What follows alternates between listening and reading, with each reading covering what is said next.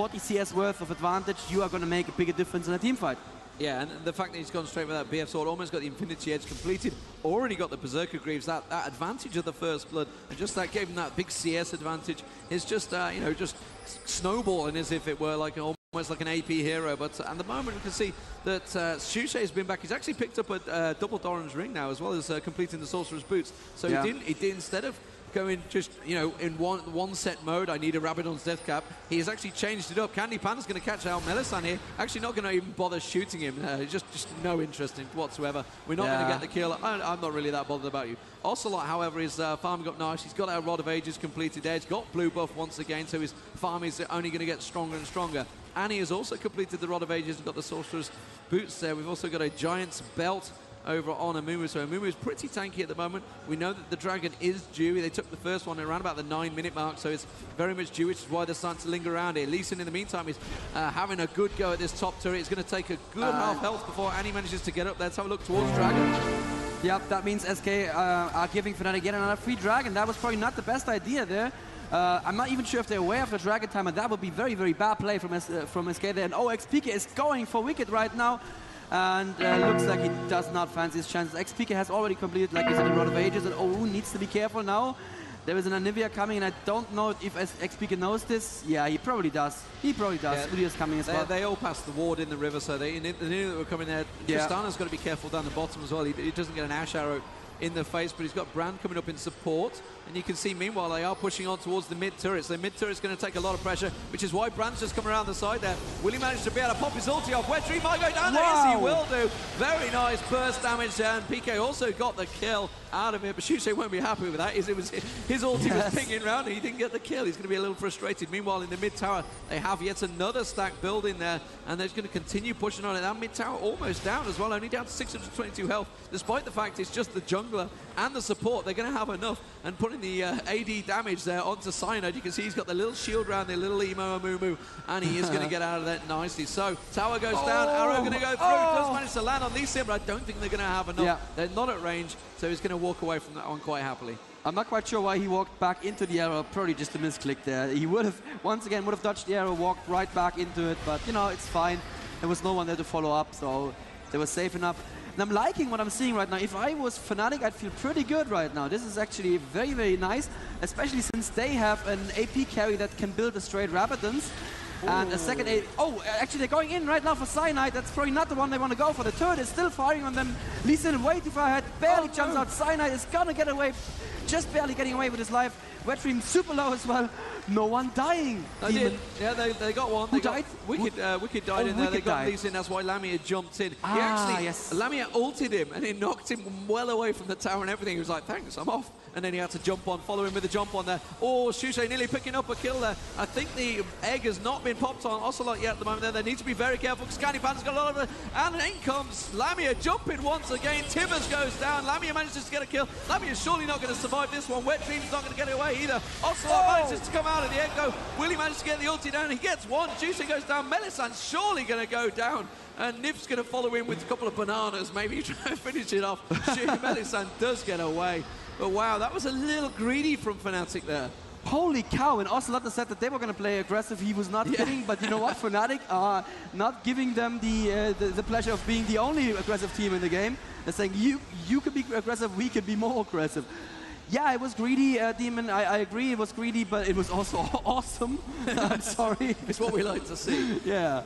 And they are getting further and further ahead, so something they're doing is right. If you just look at the gold up top right now, that's pretty nice. There is the Infi Edge for Tristana and the steal. That was brilliant play from Lamia jumping in like that. He did get the kill on the enemy carry, and I think that's what mattered, that Ashe didn't get any further kills in that combat. And Ashe is really falling behind pretty badly. Still hasn't finished her first BF's item and still has not finished her level 2 boots either. Same goes for Anivia, actually.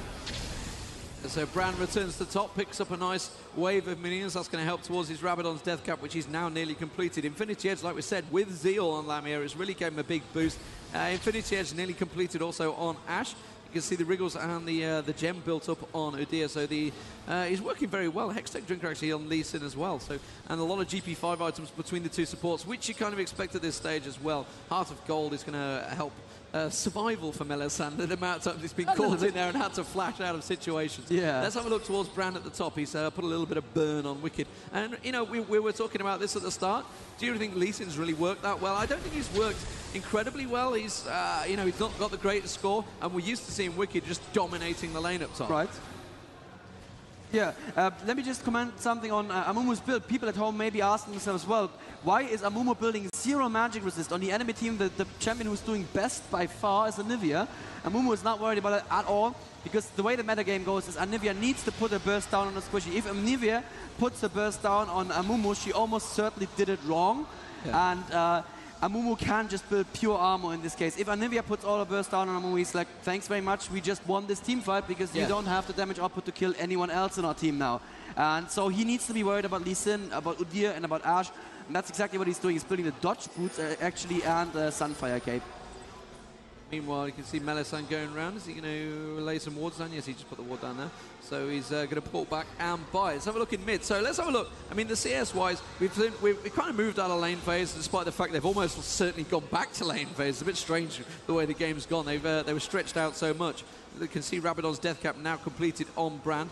Also, we've got Amumu forcing Wicked away from the creeps there. I guess he was just a little bit wary that anyone else was going to come nearby. Brand's just going to go down bottom there and clear out the stacks. You can see Ashe putting a ward down in that tri-brush. Actually, I think it was probably Nif that just did it. So Shushay is going to pick up a lot more. You can see the target actually going down on Shushay's head there. Or we can see ward placements coming from Melisandre. Actually clearing out. It's got that Oracle now. So Melisandre going around clearing the wards. Got to be the arrow's going to catch in there. Candy Panda's going to do a lot of damage. Melisandre, though, had bought that half to gold, so had the hit points to get away from that one. Meanwhile, the rest of the team are coming straight around there. Shushay's in all sorts of trouble. Lammy are in trouble as well. Lammy's going to have to jump out. I think that's going to leave Cyanide alone to die like a little emu Amumu. And he actually used this ulti as well. Is he going to get out of this one? No way. No, the basic attack. Wet Dream's actually chasing him. He's still living. Lamia finally comes around. Annie was there, ready and waiting, saying, you know, I could do something here. Has he got flash? He has flash. Yes, he has flash. And he has to use it. And there's Dragon. Yeah, very well timed by SK, and that's going to be the Dragon for those. So, very, very close game. Exactly what we'd expected. That's going to pull the gold level a little bit back towards SK, despite the fact it's very even in the towers. It's very even in the kills. And he's going to come around. Did he get the steal? I don't think he did. I don't think he managed to get the steal. That's what the Tippers was all about. Ocelot's going to come around the side.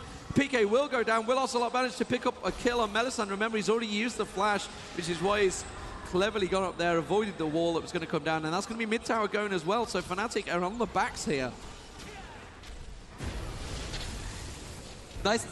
Nice moves there from... You're enjoying the game, weren't you? Sorry, I'm really having a hard time hearing you. I still don't have you on my headphones. That was a brilliant play. I think Annie went in a little bit too far with the Tipper steal there. Even if she would have gotten the Tipper steal, she would still have died, and I don't think it was worth it at this point. It's a nice play, but Shushay remarked on this yesterday when we streamed together. Sometimes teams get a little bit dragon blind. They just go ahead and think they need to take the dragon, and sometimes it's the right play to just leave the dragon to the enemy team. Yeah, and exactly what they did with Tippers there. I didn't understand it. I mean, it wasn't going to work, and anyway, if it didn't, well, it could have worked, but when it backfires horribly. Exactly, yeah. And now SK have caught up from being 3k gold behind. They're only 1k gold behind. They're even less than that right now. So Fnatic need to be very, very careful. They're still 2 kills behind, and they're 2-1, I think, the Dragons currently. And they have not taken a tower. They have taken a tower, and SK have taken a tower. Demon, this game could not be much closer at this point. And I think SK have actually moved into the driving seat, because, you know, we look at what Ocelot's got built there. He's now completed the Banshee's Veil. He's had that Rod of Ages for a long time now. All the arrow missing.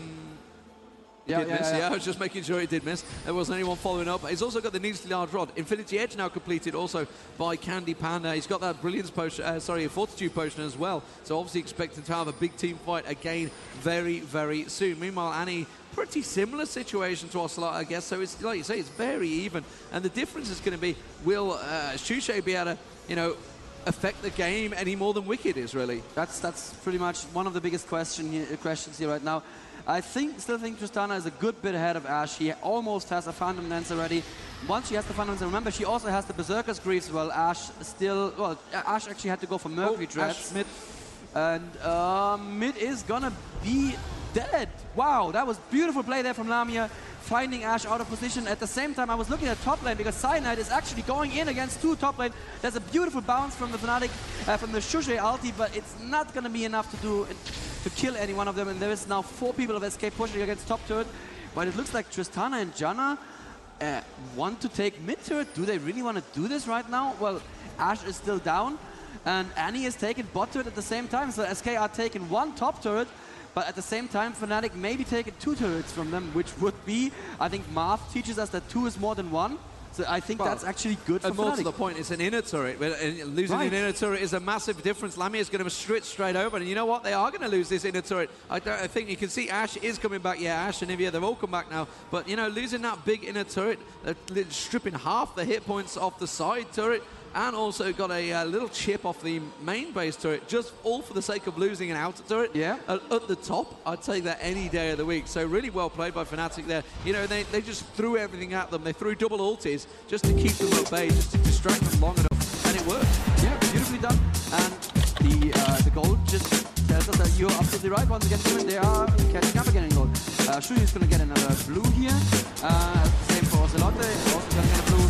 Nivea is just completely useless in a team fight without blue. She lasts 10 seconds and then she's out of mana, so she needs that blue really, really badly. We don't have a Dragon timer right now because we no longer have the team chat. But these teams are certainly aware of Dragon. It's probably going to be a little bit still. We can see there's pretty good wards for SK at Baron, not so great for Fnatic, but they will probably see SK getting into position for Baron while they can't see whether or not they're starting it. And now it looks like a big push coming down mid lane. Shushi is just going to try his very best to delay that push until everybody's in position. Yeah, it looks like SK actually want to take an inner turret back, want to have revenge here. It could be very, very tough to do this though, because Brand clears out minion waves so very, very quickly. And that's what you're looking for when you defend the turret. It's all about how quickly can you get those minion waves out. And oh, good damage against Shushi there, but Cyanide jumping into Disincoction. Very good flash across the wall onto Annie. Annie is going to be safe though. Very good Janna ultimate right now. Now Wet Dream is separated from his team. And no one died once again, Demon. No one died. Crazy fights there, and that was almost like a protective ulti from both teams, really. Oh, great stun there from Ocelot, just backing away. I don't know if you also noticed Ashe actually didn't have the arrow in that fight because he used it to try and steal the blue. And a lot of people go, what are you on about? He can't hit the mob. Well, if it hits the hero right next to the mob, it does the AE damage explosion, and you can easily steal Baron that way. When I say easily, it's very hard to do it. Right, you need to catch it that perfect timing, but it is possible, and that's why. I mean, if in that fight, maybe if they had the arrow, saved it for that moment, that could have easily turned that fight to a very different result. As it was, nobody died. So superb stuff between these two teams, and really showing why they are classed as the top teams in Europe at the moment. You know, it's such a hard group, and both teams know that if they lose this match, they are in dire trouble because COG are no slouches, and Frag Executes as well. I guess Shushe knows them better than anyone. Yeah, that's absolutely true. And you know what? If I was CLG watching this game right now, I'd start to get worried. These two teams are more aggressive than we've seen them at DreamHack. They are absolutely out looking for blood. And you can see that SK are using their flashes mostly aggressively. Usually people hold on to their flashes, and they do have Dragon timer. Even though SK picked up Dragon, Fnatic took down the timer. That's very good presence of mind. I hope they took down the timer correctly. Yes, they did. Very good. Ashe is out of position, but could possibly be sending an arrow into Dragon right now. They're keeping them at bay, and nope, that's the Dragon picked up safely for Fnatic. Well done there. And they also pick up a ward on the way out. Now, SK are actually going into Fnatic's forest, but Fnatic knows